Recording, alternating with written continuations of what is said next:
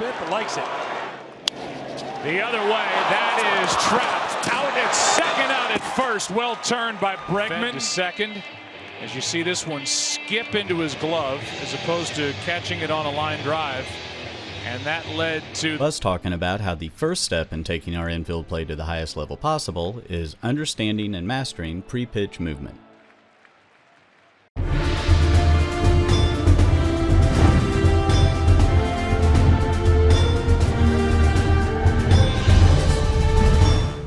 Hey there, Coach Riz here from Elite Youth Baseball, and today we're going to take an in-depth look at how the best defensive players in the game approach their pre-pitch movement, why they do it the way they do, along with training strategies to help young players incorporate these fundamentals into their own game.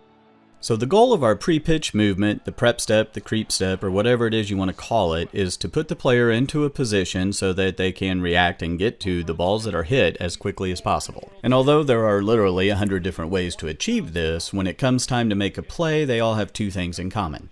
One, the player's feet are in motion at contact, and two, the player is in a proper athletic stance for the position he plays.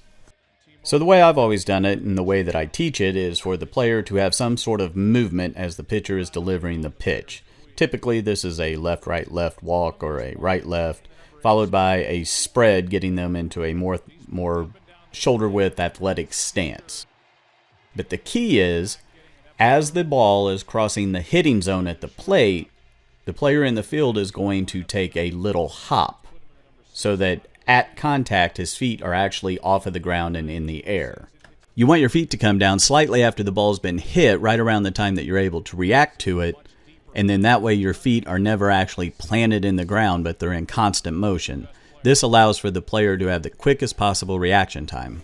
So having said that there's 100 different approaches to getting to this position of having your feet slightly in the air at the point of contact and landing just after, one of my favorites to watch and one of the most unique in Major League Baseball in doing this is Dustin Pedroia. Although to me he looks like somebody with zero flexibility trying to do a cheerleader's toe touch, if you look at all the hallmarks of what proper footwork pre-pitch is, his approach still has all the characteristics. He's moving forward as the pitcher delivers the pitch. He's spreading out and getting into a more athletic stance as the pitch crosses the hitting zone. And at contact, his feet are off the ground, landing a split second after contact is made, allowing him to have the quickest reaction time possible. Here's a great view showing the left side of the Cubs infield at the point that the baseball is crossing the hitting zone. And you can notice how both players' feet are off the ground.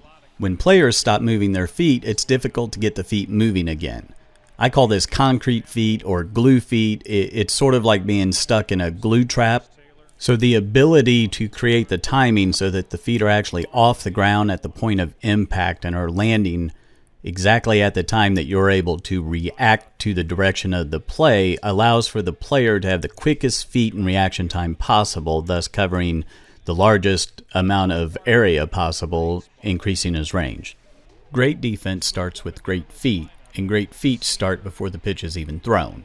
Now let's look at Miguel Andujar, who, while a great rookie this year for the Yankees, is arguably one of the worst defensive third basemen in the league.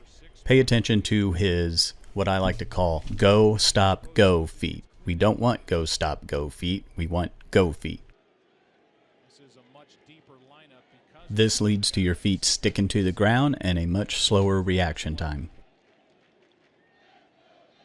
Also notice how spread his legs are. He's much further than shoulder width apart, and how bent over at the waist he is. He's almost in a good fielding position, and this is before the ball's ever been hit.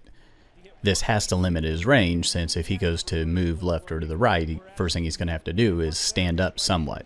Compare his posture to that of Astros shortstop Carlos Correa, and you'll notice that Correa is much more upright. He's got both hands out in front in a relaxed manner with the elbows bent, thumbs up. He's still forward and he's still on the balls of his feet, but he's closer to a shoulder width, even though he's slightly wider than shoulder width. He's not nearly as spread as Andujar was, and you can just tell from looking at this position that he'll be able to cover more ground in a shorter amount of time.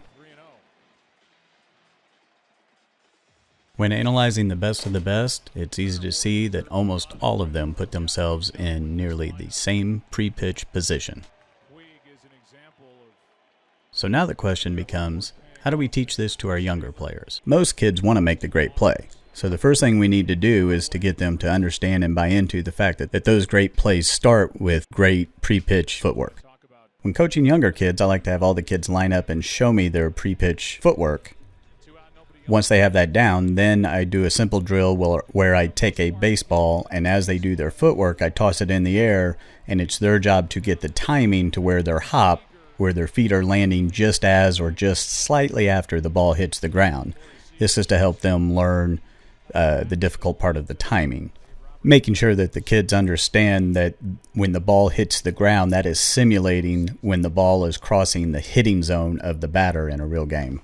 Once the kids understand their pre-pitch routine, it now becomes something that's done every single time they field a ground ball in practice. Every time a coach goes to hit a fungo, they're going to go through their pre-pitch footwork, including the hop, timing it so that they are landing slightly after the coach makes contact with the fungo.